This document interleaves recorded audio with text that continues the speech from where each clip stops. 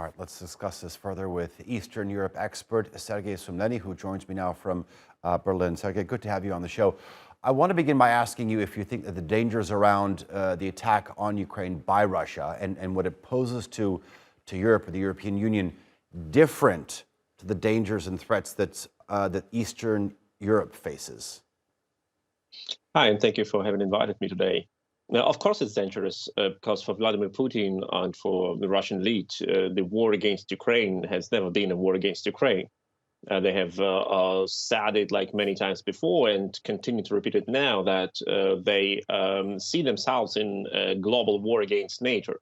Like while in Europe or in the West, our politicians often say, yeah, we don't want to like face the World War III or the World War. It doesn't depend on us. For the Russian elites, it is already World War III. It is already the war against the West. And we can also see that Russia tries to find any resource they can to fight this war.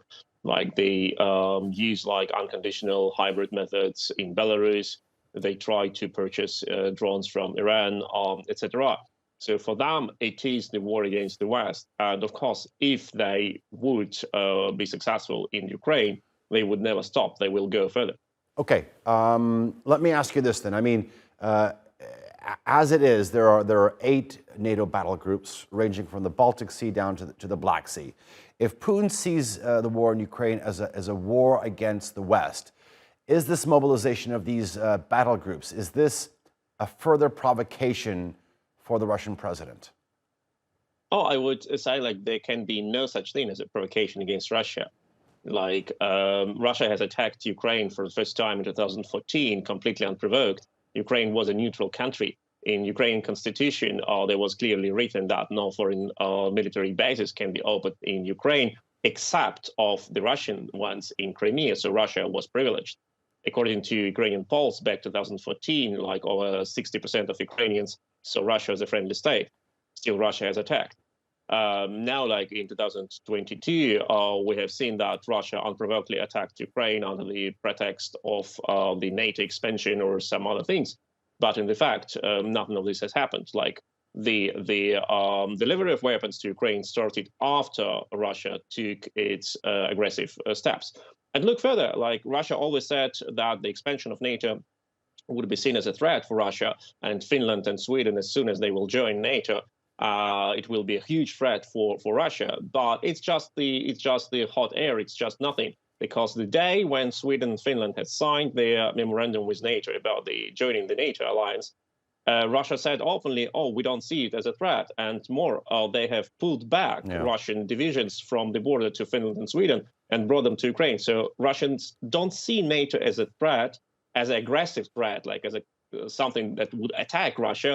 But they see the West as the enemy, which they would like to attack themselves and which they would like to undermine. That is the difference. I have just over a minute with you.